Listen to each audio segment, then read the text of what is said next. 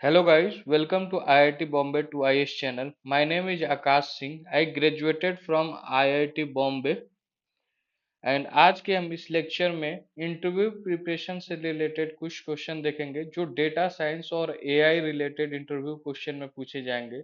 और आज के लेक्चर से आपको हेल्प होगा कैसे इंटरव्यू में पूछे गए क्वेश्चंस एज वेल एज जो इंटरव्यू के लिए टेस्ट होता है ऑब्जेक्टिव बेस्ड उसमें आप आज के लेक्चर से कैसे पेपर सॉल्व कर पाओगे। तो स्टार्ट करते हैं आज के लेक्चर से। सबसे पहले हम डेटा साइंस के बारे में जानते हैं इंटरव्यू के लिए। तो डेटा साइंस जो 85 मिलियन जॉब्स को रिप्लेस कर दिया और 97 मिलियन न्यू जॉब क्रिएट कर रहा है। और डेटा साइंस के सैलरी का बात करें तो सैलरी रेंज 10 लाख से हाई पेइंग जॉब होता है, सेवरल लैक्स। और फिर स्टार्ट करते हैं आज के लेक्चर से। सबसे पहला हम समझते हैं types of data science problem. Data types में कितने टाइप्स के प्रॉब्लम होते हैं। एक होता है क्लासिफिकेशन होता है।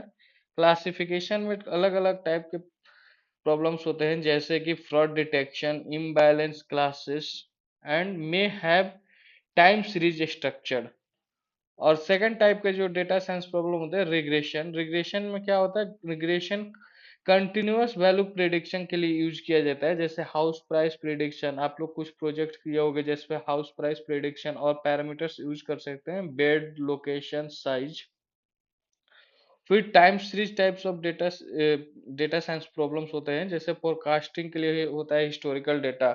अगर हम ब्रॉड डेटा सेट्स को, अगर टाइम सीरीज डेटा सेट्स है तो उसको फोरकास्टिंग के लिए यूज कर सकते हैं हिस्टोरिकल डेटा को यूज करके। जैसे टेम्परेचर प्रिडिक्शन हो गया, ह्यूमिडिटी प्रिडिक्शन हो गया, उस चीज के लिए हम यूज कर सकते हैं। स्टॉक प्राइस प्रिडिक्शन हो गया, सेल्स फोरकास्टिंग हो जाएगा। और फिर recommendation system types of problem आते हैं डेटा साइंस में। रिकमेंडेशन सिस्टम में क्या होता है, यूजर प्रेफरेंस होता है, टाइम ट्रेंड्स ट्रेड्स होता है, और क्लिक स्ट्रीम परचेज हिस्ट्री के बेसिस पे। फिर क्लस्टरिंग एक डेटा साइंस का प्रॉब्लम है। क्लस्टरिंग में customer segmentation, unbalance unlabelled data sets जिसमें होता है उसमें हम क्लस्टरिंग यूज कर सकते हैं। क्लस्टरिंग क्या करता है, ग्रुपिंग में कन्वर्ट कर देता है। आपके पास अनलेबल्ड डेटा सेट्स है तो उसमें सिमिलर जो बेसिस के कैटेगरीज होंगे उनको यूज में आ सकता है क्लस्टरिंग। और पैटर्न बेस्ड ग्रुपिंग करता है, हमने अभी डिस्कस किया था। फिर रॉ डेटा में इशू क्या क्या होते हैं डेटा साइंस प्रॉब्लम में। अब सबसे पहले हम रॉ डेटा लेते हैं, उसमें क्या क्या इश्यूज होते हैं।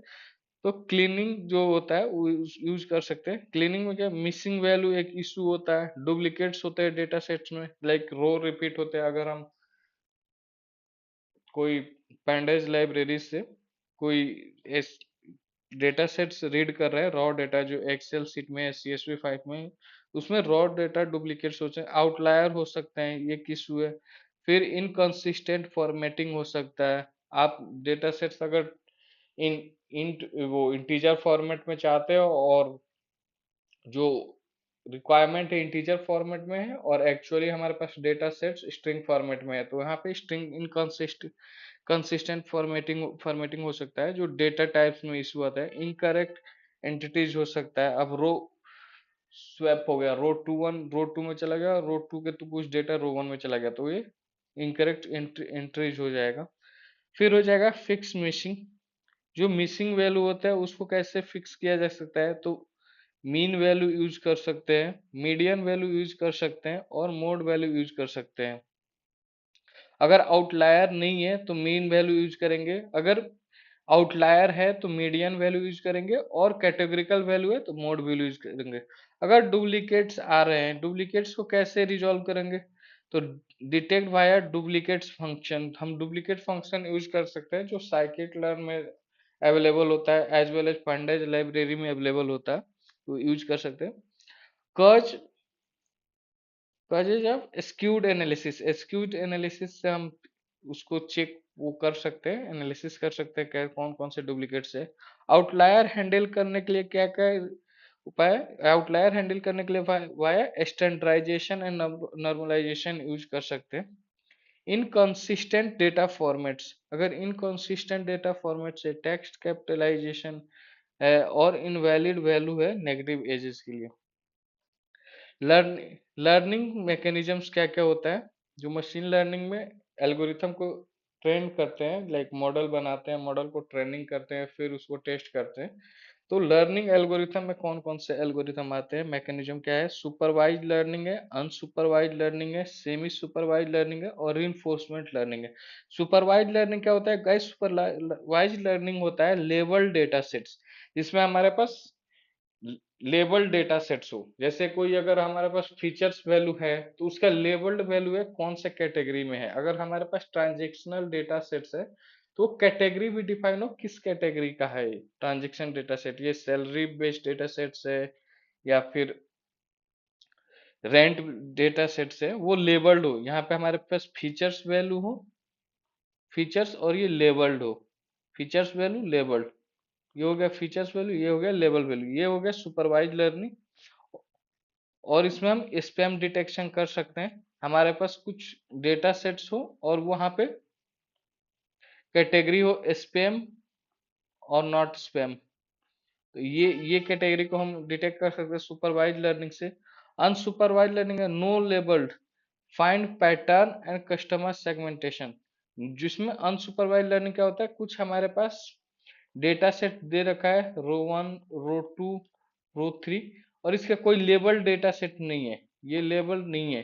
तो कुछ कैटेगरी इसमें पैटर्न रिकॉग्नाइज करके इसको कैटेगरी में, अलग अलग कैटेगरी में, let say row one, row two, row three एक कैटेगरी में डाल दिया, रो फोर, रो फाइव को एक कैटेगरी में, रो सिक्स, रो सेवन को एक कैटेगरी में डाल दिया। तो C1, C2, C3 कैटेगरी में, अलग अलग कैटेगरी में डाल देगा इसको। ये अनसुपरवाइज लर्निंग में यूज कर सकते हैं। फिर हमारे पास आता है third type of learning mechanism में सेमी सुपरवाइज लर्निंग। इस सेमी सुपरवाइज लर्निंग में क्या होता है, स्मॉल लेबल्ड डेटा सेट्स होता है, लार्ज अनलेबल्ड होता है। ये semi supervise learning useful when labelling is costly. Reinforcement learning क्या होता है, रिवार्ड और पेनल्टी फीडबैक।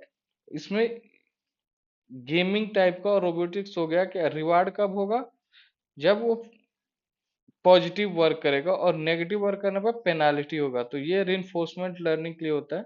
तो गाइज आप एक एक वर्ड इसमें का याद कर लीजिएगा, इंटरव्यू में पूछने पर आपको वर्ड क्लिक हो जाएगा, उसके बाद आप लोग आंसर अपने हिसाब से दे दीजिएगा। फिर क्या होता है, standard deviation versus variance. Variance क्या होता है, स्क्वायर्ड यूनिट होता है, हार्ड टू इंटरप्रिटेट। और standard deviation same unit as data, easier real world interpretation. Example variance हो गया 2500 पॉइंट स्क्वायर और स्टैंडर्ड में 50। और ओवर फिटिंग और अंडर फिटिंग क्या होता है गाइस? तो ओवर फिटिंग और अंडर फिटिंग में हम समझते हैं, अंडर ओवर फिटिंग होता है learn noise gain on train data but poor on unseen data. जो हमारे पास डेटा सेट्स होते हैं वो ट्रेनिंग और टेस्ट डेटा सेट में हम स्प्लिट करते हैं। तो ट्रेनिंग डेटा सेट पे तो हमारा मॉडल थोड़ा एक्यूरेसी ज्यादा होगा, बट अनसीन डेटा पे वेरी पुअर पुअर होगा उसका एक्यूरेसी ऑन अनसीन डेटा। ये ओवर फिटिंग होता है। और ये नॉइज से लर्न करता है, लर्न्स नॉइज। ये सारे जैसे यहाँ पे डेटा सेट्स अगर हो तो ये हर एक डेटा सेट्स पे ट्रेन हो जाएगा। तो ये ओवर फिटिंग होता है। अंडर फिटिंग है too simple and poor on both train और टेस्ट। जो अंडर फिटिंग होता है ये पुअर कम्प्लेक्स, पुअर मॉडल के लिए होता है, टू सिंपल मॉडल के लिए होता है under fitting. Detect via compare accuracy on the train versus test sets. कैसे हम डिटेक्ट करते हैं, तो हम एक्यूरेसी और एरर कैलकुलेट करते हैं ट्रेन टेस्ट डेटा सेट पे, उस पर डिसाइड करता है ओवर फिटिंग है और अंडर फिटिंग है। ओवर फिटिंग हो तो उसको कैसे फिक्स किया जाता है, रिड्यूस फीचर्स, कुछ फीचर्स वैल्यू को रिड्यूस करने से ओवर फिटिंग रिड्यूस हो सकता है। रेगुलराइजेशन यूज करने से, क्रॉस वैलिडेशन यूज करने से ओवर फिटिंग रिड्यूस कर सकते हैं। फिर अंडर फिटिंग को कैसे रिड्यूस किया जा सकता है, अंडर फिटिंग को रिड्यूस करने के लिए मॉडल कम्प्लेक्सिटी को इंक्रीज किया जा सकता है, इंक्रीज मॉडल कम्प्लेक्सिटी और कैपेसिटी। रेगुलराइजेशन टेक्निक क्या होता है, प्रिवेंट ओवरफिटिंग, ओवरफिटिंग को प्रिवेंट करने के लिए हम रेगुलराइजेशन टेक्निक यूज कर सकते हैं। Penalty for complexity. फिर अलग अलग टाइप के रेगुलराइजेशन होता है, L1 रेगुलराइजेशन होता है, L2 रेगुलराइजेशन होता है। L1 रेगुलराइजेशन में shrinks the coefficient to zero. यहाँ पे कुछ वेट्स वैल्यू को हम जीरो कर देते हैं, उससे कुछ फीचर्स वैल्यू रिड्यूस हो जाते हैं, वो L1 रेगुलराइजेशन में होता है। ऑटो फीचर सिलेक्शन, कुछ फीचर्स रिड्यूस हो गए, वेट्स वैल्यू जीरो कर दिए तो ऑटो फीचर सिलेक्शन हो गया, जो वैल्यू फीचर्स बच गए वो सेलेक्ट हो गए, इसलिए इसको ऑटो फीचर सिलेक्शन बोलते हैं। L2 रेगुलराइजेशन में जो रिज रेगुलराइजेशन बोलते हैं, इसमें श्रिंक कोफिशिएंट्स, कोफिशिएंट को श्रिंक को तो करते हैं, रिड्यूस करते हैं, बट जीरो नहीं करते, यहाँ पे फीचर रिडक्शन होता है। Keep all features and balanced impact. L1 example क्या, L1 drops garbage door features, यहाँ पे कुछ मान लो गार्बेज ये गैराज डोर कुछ फीचर्स है उसको रिड्यूस कर दिया। और L2 balance area versus room. Cross validation क्या होता है गाइस? क्रॉस वैलिडेशन पर्पस क्या है? Test generalization ability and detect outfitting. Purpose क्या है, प्रोसेस क्या है? Split data into folds, train test across the fold and average result these output. Confirm model consistency across the data subsets. Activation function क्या होता है guys? Activation function हम linear regression में no activation function use होता है, जो linear regression होता है उसमें एक्टिवेशन फंक्शन यूज नहीं करते क्योंकि हमें कंटिन्यूअस वैल्यू चाहिए होता है। और एक्टिवेशन फंक्शन हम लॉजिस्टिक रिग्रेशन में यूज करते हैं, जैसे सिग्मॉइड फंक्शन हो गया, स्क्वाश आउटपुट बिटवीन 0 and 1, 0 और 1 होता है, उसके बीच में इसका आउटपुट होता है। हम जानते हैं प्रोबेबिलिटी के 0 से 1 के बीच में होता है, तो जो लॉजिस्टिक रिग्रेशन होता है ये प्रेडिक्ट प्रोबेबिलिटी के बेसिस पे आउटपुट प्रिडिक्ट करता है। तो इसलिए ये इसमें हम सिग्मॉइड फंक्शन यूज करते हैं, बाइनरी क्लासिफिकेशन में यूज करने के लिए हम सिग्मॉइड फंक्शन यूज कर सकते हैं। पर्पस क्या होता है? इंट्रोड्यूस नॉन लिनियरिटी, इसके यूज इसलिए किया जाता है नॉन लिनियरिटी इंक्रीज हो जाए और कम्प्लेक्स रिलेशनशिप को कैप्चर करे। कंफ्यूजन मैट्रिक्स क्या होता है गाइस? कंफ्यूजन मैट्रिक्स हम यूज करते हैं क्लासिफिकेशन प्रॉब्लम को वैलिडेट करने के लिए। जब हम वैलिडेशन करते हैं, कोई मॉडल हमें ट्रेन किए हैं उसको टेस्ट कर रहे हैं, तो चेक करने के लिए हमारा मॉडल आउटपुट सही दे रहा है या नहीं दे रहा है, तो उस समय हम लोग कंफ्यूजन मैट्रिक्स यूज करते हैं। कंफ्यूजन मैट्रिक्स में अलग अलग कंपोनेंट्स होते हैं, जैसे ट्रू पॉजिटिव हो गया, ट्रू नेगेटिव हो गया, फॉल्स पॉजिटिव हो गया जिसको टाइप 1 एरर बोलते हैं, फॉल्स नेगेटिव हो गया जिसको टाइप 2 एरर बोलते हैं। और मैट्रिक्स से कौन कौन से ड्राइव कर सकते हैं? तो एक्यूरेसी निकाल सकते हैं, प्रिसीजन निकाल सकते हैं, रिकॉल वैल्यू निकाल सकते हैं और F1 इसको निकाल सकते हैं। False positive costlier, medical test for rare digit. False negative क्या होता है गाइस? फॉल्स पॉजिटिव क्या होता है? फॉल्स पॉजिटिव होता है, फॉल्स पॉजिटिव होता है actually not true but model predicted as a true. तो अगर हम समझते हैं मेडिकल टेस्ट में रेयर डिजीज को आइडेंटिफाई करते हैं, एक्चुअली वो उसको रेयर डिजीज नहीं है, बट हमारा मॉडल प्रिडिक्ट कर देता है रेयर डिजीज है, तो इसमें यूज कर सकते हैं क्योंकि इससे प्रिकॉशन ले सकते हैं हम। बट अगर ऐसा हो किसी को मॉडल ऑलरेडी रेयर डिजीज है बट हमारा मॉडल उसको बोल रहा है कि रेयर डिजीज नहीं है, तो ये फॉल्स नेगेटिव में जाता है और ये बहुत ही ज्यादा इशू करेगा। इशू इसलिए करेगा कि हम मॉडल के बेसिस पे रिलाई करेंगे और एक्चुअली वो हमारे लिए बेनिफिट होगा नहीं, तो इसमें हम लोग यूज कर सकते हैं। और फॉल्स नेगेटिव यहाँ पे आप देख सकते हो, फॉल्स नेगेटिव कॉस्ट जो कॉस्ट लायर है, spam filter, missed spam risky, less risky then losing the real email. तो इसमें हम यूज कर कैसे करते हैं? अगर हमारे पास फॉल्स नेगेटिव अगर हो गया स्पैम फिल्टर में, तो कोई इश्यू नहीं है। एक्चुअली फॉल्स नेगेटिव क्या होता है, मैं अभी देखा था एक बार और मैं इसको एक्सप्लेन कर रहा हूँ। फॉल्स नेगेटिव क्या होता है और फॉल्स पॉजिटिव क्या होता है। फॉल्स पॉजिटिव होता है एक्चुअली वो फॉल्स है बट मॉडल उसको ट्रू प्रिडिक्ट कर रहा है। और फॉल्स नेगेटिव क्या होता है? एक्चुअली ट्रू है बट मॉडल उसको फॉल्स प्रिडिक्ट कर रहा है। तो यहाँ पे हम रेयर डिजीज में यूज कर सकते हैं फॉल्स पॉजिटिव को, इसलिए कि एक्चुअली रेयर डिजीज नहीं हुआ है और मॉडल प्रिडिक्ट कर देता है रियल डिजीज, इससे कोई दिक्कत तो नहीं होगा।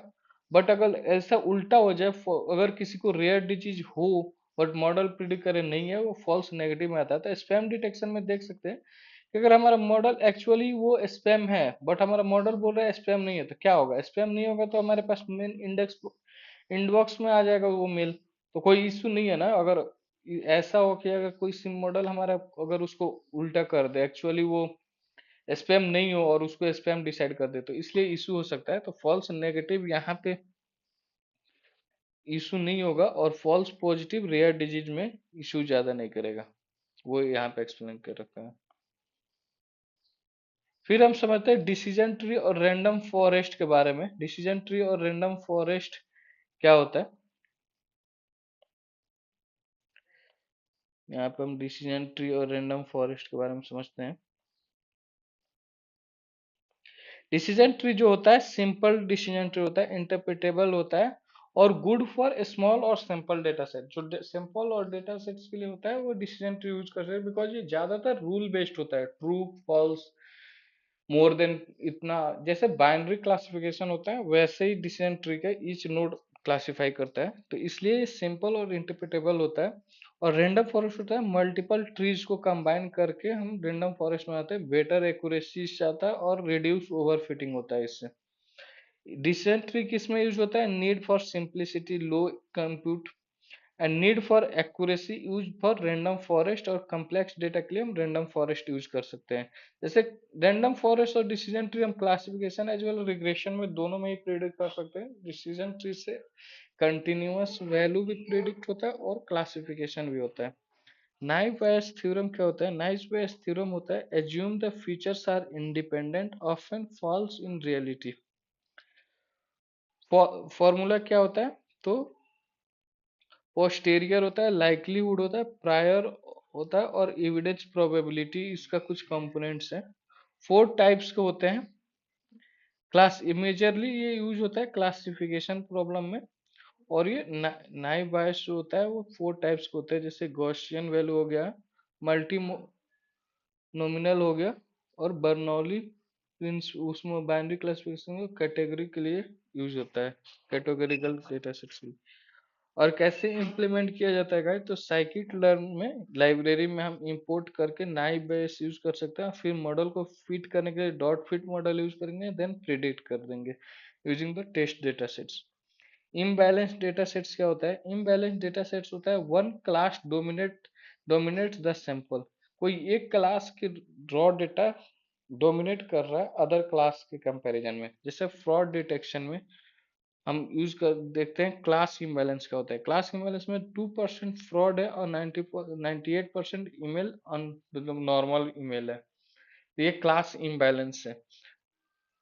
और इशू क्या होता है? मॉडल बायस्ड हो जाता है टुवर्ड्स मेजोरिटी क्लास। ये जो मेजोरिटी क्लास के लिए मॉडल बायस्ड हो जाता है, वो मेजोरिटी क्लास में जो होता है उसी को प्रिडिक्ट करता है, और उसमें एक्यूरेसी हाई एक्यूरेसी हो जाता है बट यूजलेस होता है वो। जो फ्रॉड डिटेक्शन में अगर 2% फ्रॉड है और नॉर्मल 98% है, तो नॉर्मल की तरफ बायस्ड हो जाता है। टेक्निक क्या आता है? अंडर सैम्पलिंग, ओवर सैम्पलिंग और स्मूथ मेथड से इसको हम इम्बैलेंस डेटा सेट को ओवरकम कर सकते हैं। अंडर सैम्पलिंग में क्या होता है? रिड्यूस करते हैं जो मेजर क्लासेस है उसके सैंपल को रिड्यूस कर देते हैं जिससे मैच कर जाए माइनॉरिटी क्लास के बराबर। जैसे हम यहाँ पे फ्रॉड डिटेक्शन में 2% फ्रॉड है, 98% नॉर्मल है, तो हम 98% डेटा को रिड्यूस कर देंगे ताकि कंपेरेबल हो जाए 2% फ्रॉड डिटेक्शन डेटा से। ओवर सैम्पलिंग में क्या करते हैं? डुप्लीकेट्स माइनॉरिटी करते हैं, और माइनॉरिटी क्लास सैंपल्स, इसमें हम डुप्लीकेट्स उसको डुप्लीकेट्स कर देते हैं। माइनॉरिटी जो क्लास है यहाँ पे 2% फ्रॉड है, उस डेटा सेट्स को इंक्रीज कर देते हैं, उसके थ्रू हम ओवर सैम्पलिंग, उसको ओवर सैम्पलिंग बोलते हैं। स्मूथ क्या होता है? Synthetic minority oversampling, create the synthetic points between the neighbours. Statistical test कुछ होते हैं, जैसे जे टेस्ट हो गया, तो लार्ज सैंपल्स के लिए होते हैं एन ग्रेटर देन 30, जो रॉ डेटा है नंबर ले मोर देन 30 के, और हम जे टेस्ट यूज करते हैं। पॉपुलेशन और स्टैंडर्ड डेविएशन नोन होता है इसमें। और कंपेरेबल सिटी हाइट्स के लिए यूज कर सकते हैं, एग्जांपल दें। और टी टेस्ट क्या होता है? सैंपल टेस्ट, स्मॉल सैंपल्स के लिए होता है, एन लेस देन 30 के लिए। स्टैंडर्ड डेविएशन अननोन होता है इसमें। और टीचिंग मेथड कंपैरिजन के लिए यूज कर सकते हैं। एफ टेस्ट क्या होता है? Compare variance of two data sets के वेरिएंस को कंपैरिजन करना हो तो एफ टेस्ट के यूज करते हैं। लार्ज वेरिएंस को हम डिवाइड कर देते हैं स्मॉल वेरिएंस से। काई टेस्ट, काई स्क्वाड टेस्ट क्या होता है? कैटेगोरिकल डेटा के लिए यूज किया जाता है और इसमें हम relationship between the features calculate करते हैं। इससे काई स्क्वाड टेस्ट से हमें रिलेशनशिप मिलता है between the features value. P value क्या होता है? पी सिग्निफिकेंस डिसीजन रूल के लिए यूज होता है। कंपेयर विथ अल्फा कॉमनली 0.05 होता है और p लेस देन 0.05 होता है तो rejects the null hypothesis. p greater than 0.05 होता है तो fail to reject accept on null hypothesis. और प्रैक्टिकल यूज में हम मीन एवरेज को यूज करते हैं टी टेस्ट में और परसेंटेज प्रोपोर्शन को यूज करते हैं जे टेस्ट में। आइगन वैल्यू और आइगन वेक्टर का यूज क्या होता है? आइगन वैल्यू होता है यूज किस में होता है? डायमेंशनलिटी रिडक्शन में यूज कर सकते हैं, प्रिंसिपल कंपोनेंट एनालिसिस में।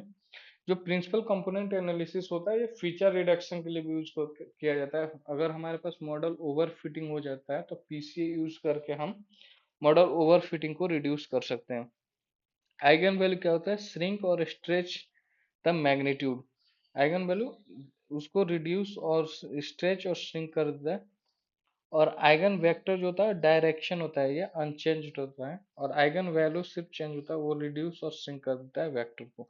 फॉर्मूला क्या होता है? अगर हमारे पास एक मैट्रिक्स है ए तो ए माइनस लेमदा आई, आई यहाँ पे आइडेंटिटी मैट्रिक्स है, सेम डायमेंशन के जिस डायमेंशन के ए मैट्रिक्स होगा और वहां से हम आइगन वैल्यू कैलकुलेट कर सकते हैं।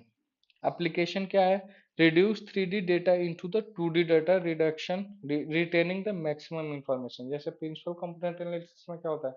मल्टीपल फीचर्स वैल्यू होते हैं जिससे ओवर फिटिंग हो जाता है, तो कुछ फीचर्स को रिड्यूस करने के लिए हम प्रिंसिपल कंपोनेंट एनालिसिस यूज कर सकते हैं कि कुछ डायमेंशन उसमें रिड्यूस कर देते हैं। डायमेंशन रिड्यूस करने से ये होता है कि हमारे पास मॉडल ओवर फिटिंग होता है, उससे कम्प्लेक्सिटी थोड़ा सा कम हो जाता है और जो नॉइजी डेटा मॉडल ट्रेन हुआ है वो रिड्यूस हो जाता है। सैम्पलिंग मेथड क्या होता है? सैम्पलिंग मेथड होता है गाइस, सैम्पलिंग सबसे पहले हम target define the target population and sample random systematic and stratified और क्लस्टर में यूज करते हैं। अलग अलग टाइप्स के होते हैं। रैंडम सैम्पलिंग होता है equal chance of for all. Systematic sampling जो होता है every nth number selected। और stratified sampling होता है divide into the strata random sample for each group। cluster होता है randomly select entire cluster or group। और स्टेप 2 में होता है ensure the adequate sample size large or equal to more reliable। avoid over sampling bias only the urban component और skewed result में आता है। ग्रेडियंट और ग्रेडियंट डिस्टेंस क्या होता है? ग्रेडियंट और ग्रेडियंट डिस्टेंस यूज होता है मेजर द स्लोप और रेट ऑफ चेंज। जो ग्रेडियंट होता है स्लोप में और रेट ऑफ चेंज को मेजर करने के लिए होता है। Points toward the steepest increase. जो स्टीपेस्ट होता है उधर पॉइंट्स पॉइंट्स उधर पॉइंट्स करता है और स्टीपेस्ट को इंक्रीज करता है। अगर ग्रेडियंट अगर स्टीप हुआ स्टीप की तरफ हमें पॉइंट्स करेगा, वो ग्रेडियंट यूज होता है। और ग्रेडियंट डिस्टेंस होता है फाइंड मिनिमम्स। अगर हम कोई ग्रेडियंट डिसेंट यूज कर रहे हैं यहाँ से तो हमें मिनिमम अगर एरर रिड्यूस करना है तो हम ग्रेडियंट डिसेंट का यूज करके मिनिमम के पास पहुंच जाते हैं। Use to minimise model losses और एरर। जब मॉडल यहाँ पे जब हमें एरर को मिनिमाइज और रिड्यूस करना हो तब हम ग्रेडियंट डिसेंट का यूज कर सकते हैं। कनफाउंडिंग वेरिएबल क्या होता है? कनफाउंडिंग वेरिएबल होता है इन्फ्लुएंस बोथ इंडिपेंडेंट और dependent variable also known as hidden variable. Example exercise via weight loss via diet is a confounding variable. Bias variance trade off क्या होता है? बायस वेरिएंस होता है error from over simplified model to under simplified model. और variance क्या होता है? Error from overly complex model to over fitting. High bias low variance under fitting में होता है, हाई बायस लो वेरिएंस, और ओवर फिटिंग में लो बायस हाई वेरिएंस होता है। High bias low variance under fitting में होता है और लो बायस हाई वेरिएंस ओवर फिटिंग में होता है। ओवर फिटिंग में हमेशा याद रखिए हाई वेरिएंस होता है और अंडर फिटिंग में हमेशा लो बायस हाई बायस होता है। Under fitting high bias, over fitting high variance.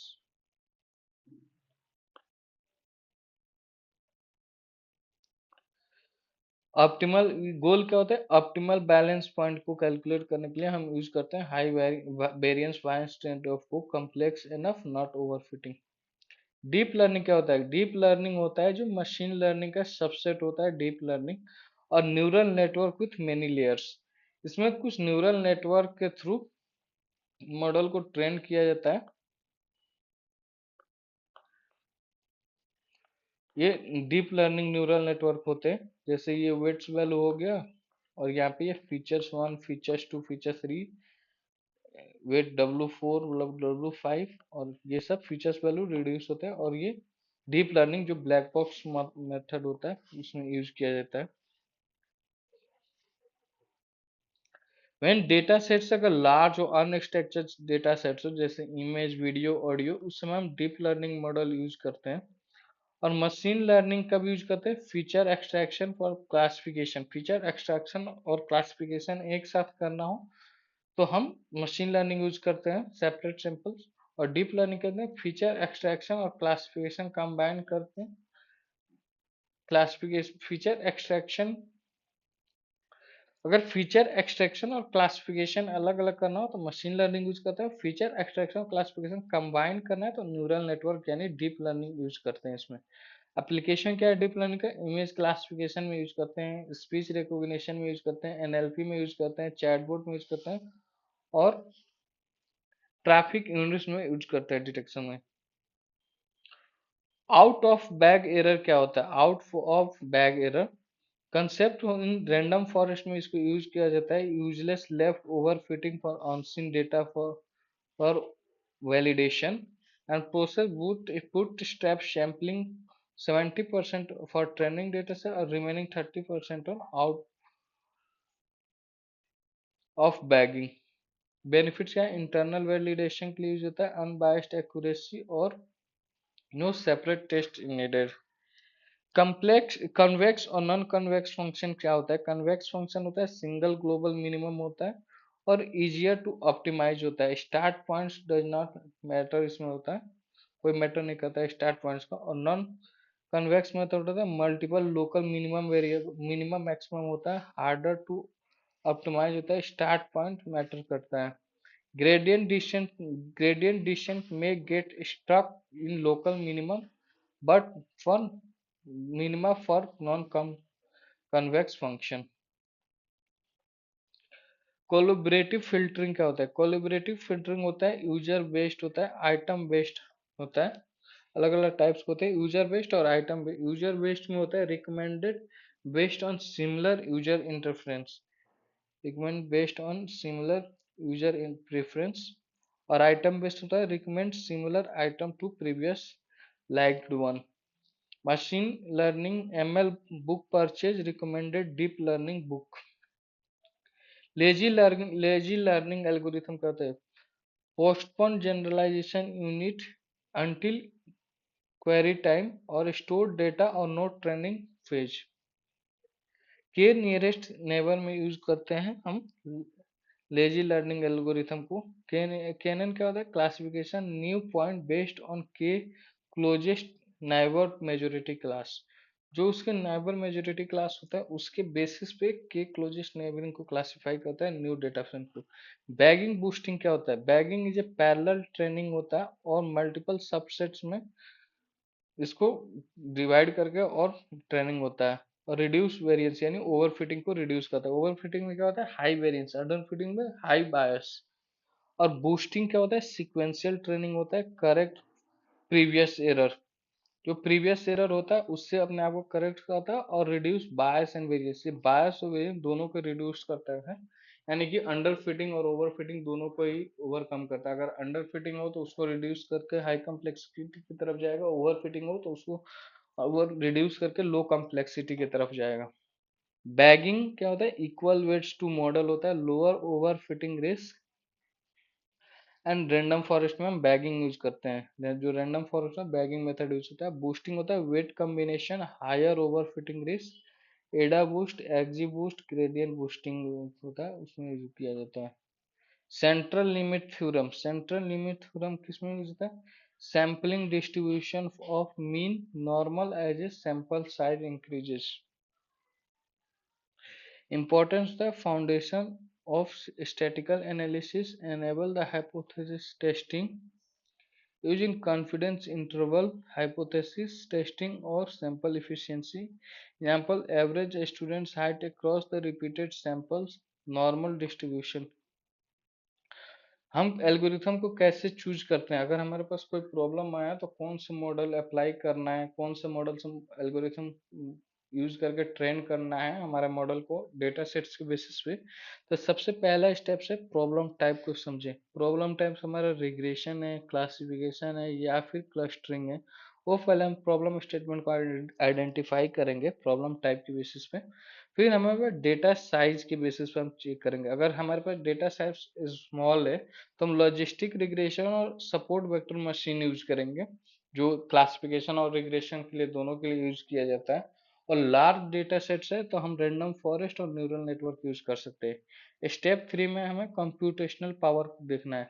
अगर हमारे पास लिमिटेड कंप्यूटेशनल पावर है तो हम लीनियर रिग्रेशन और डिसीजन ट्री यूज करेंगे, और हाई कंप्यूटेशनल पावर है तो न्यूरल नेटवर्क यूज कर सकते हैं। स्टेप 4 डिसाइड करेंगे डिजायर्ड आउटकम। अगर हमारे पास हाई एक्यूरेसी चाहिए, हम ग्रेडियंट बूस्टिंग और डीप लर्निंग यूज कर सकते हैं। और नॉइजी डेटा हो तो इस इंसेंबल मेथड यूज करेंगे जिसमें रैंडम फॉरेस्ट होता है, और इम्बैलेंस डेटा सेट्स हो तो smooth technique plus algorithm use करेंगे। सिनेरियो देखते हैं, feature range from 1 to 10,000। Solution के scaling required wide range of poor model performance. Normalization minimum maximum scaling use करेंगे, 0 से 1 के बेस पर बेस्ट विथ आउटलायर्स यूज करेंगे। स्टैंडर्ड मीन स्टैंडर्ड डेविएशन 1 होगा, best out without the outlier. Salary data with outlier use for standard scaler. Scenario handling the missing value, missing value हो तो कैसे इसको हैंडल करना है। सिनेरियो अगर हो तो पहले हम एम सी ए आर और M R M N A R identify करेंगे, और मोर देन 50% मिसिंग हो तो ड्रॉप कर देंगे इंटायर कॉलम को। लेस देन 30% मिसिंग वैल्यू हो तो ड्रॉप करेंगे रो और कॉलम को। सब्सटेंशियल मिसिंग हो तो इंप्यूट करेंगे मीन मीडियन मोड से। मीन मीडियन हम न्यूमेरिकल के लिए यूज कर सकते हैं और मोड कैटेगोरिकल के लिए यूज करते हैं। यहाँ पे हम देख सकते हैं कैटेगोरिकल मिसिंग हो तो इंप्यूट विथ मोड, और पॉजिटिव मिस वो creator indicator for miss variable. Scenario क्या है ए बी टेस्टिंग का, अगर ए बी टेस्टिंग हो तो उसके लिए define the goal and metrics conversion rate. Step 2 split the traffic random into group A group B and run the experiment with set of full duration. फिर results को analyse करेंगे और comparison करेंगे click through method से। फिर third में हम सकते हैं फीचर सिलेक्शन में, अगर 50 कॉलम्स है तो कोरिलेशन एनालिसिस कर सकते हैं, जैसे हीट मैप यूज करते हैं सीबर्न लाइब्रेरी से, और रिमूव कर सकते हैं कोरिलेटेड डुप्लीकेट्स को। फीचर्स इंपॉर्टेंस, कौन कौन से फीचर्स इंपॉर्टेंस है, रैंडम फॉरेस्ट यूज कर सकते हैं, ग्रेडियंट बूस्टिंग मॉडल यूज कर सकते हैं। स्टैटिकल मोड्स में एनोवा टेस्टिंग और काई स्क्वायर टेस्ट यूज कर सकते हैं। डायमेंशनलिटी रिडक्शन के लिए पीसीए मेथड यूज करते हैं, principal component analysis. Eigen value use कर आइगन वेक्टर यूज करके डायमेंशनलिटी रिडक्शन होता है। अलग अलग मेथड है को फीचर सिलेक्शन के लिए, correlation analysis, features importance, random forest और ग्रेडियंट बूस्टिंग, स्टैटिकल मेथड और डायमेंशनलिटी रिडक्शन मेथड। सब एक्टिव रिकॉर्ड करते हैं guys. Difference between L1 L2 regularisation का आप बताइए कमेंट बॉक्स में। Why standard deviation preference over the variance. False positive false negative में क्या डिफरेंस है, हमने अभी लेक्चर में एक्सप्लेन किया, आप लोग कमेंट बॉक्स में इसका आंसर दीजिए। और 4 टाइप्स ऑफ नाइव बायस जो होता है वो भी आंसर दीजिए कमेंट बॉक्स में। Smooth smooth versus over sampling में क्या की डिफरेंस है वो कमेंट बॉक्स में आंसर दीजिए। जे टेस्ट और टी टेस्ट में क्या होता है, आप लोग इसको एक्टिव रिकॉल करके कमेंट बॉक्स में आंसर करिए। बूस्टिंग और बैगिंग में क्या डिफरेंस है, कौन पैरेलल है और कौन सिक्वेंशियल है। फिर एक क्वेश्चन है ओबीएस एरर क्या होता है और क्या परसेंटेज है ट्रेनिंग टेस्ट के, कन्वेक्स और नॉन कन्वेक्स में क्या डिफरेंस है, और M A R M N A R में क्या डिफरेंस है। तो गाइज कमेंट बॉक्स में आप लोग बताइए। ये लेक्चर आपको इंपॉर्टेंट होगा डेटा साइंस इंटरव्यू के लिए। यूपीएससी से रिलेटेड जो एआई से रिलेटेड, डेटा साइंस से रिलेटेड अगर प्रीलिम्स में क्वेश्चन आता है उसमें आपको बेनिफिट होगा, या फिर मल्टीपल डायमेंशन में अगर डेटा साइंस के रिलेटेड कोई क्वेश्चन कोई टेस्ट सीरीज दे रहे हैं उसमें बेनिफिट होगा। तो गाइज मिलते हैं नेक्स्ट वीडियो में। अपने दोस्तों के साथ शेयर कर देना जो लोग डेटा साइंस से रिलेटेड फील्ड में इंटरेस्टेड है, ताकि इंटरव्यू में प्रॉब्लम ना हो।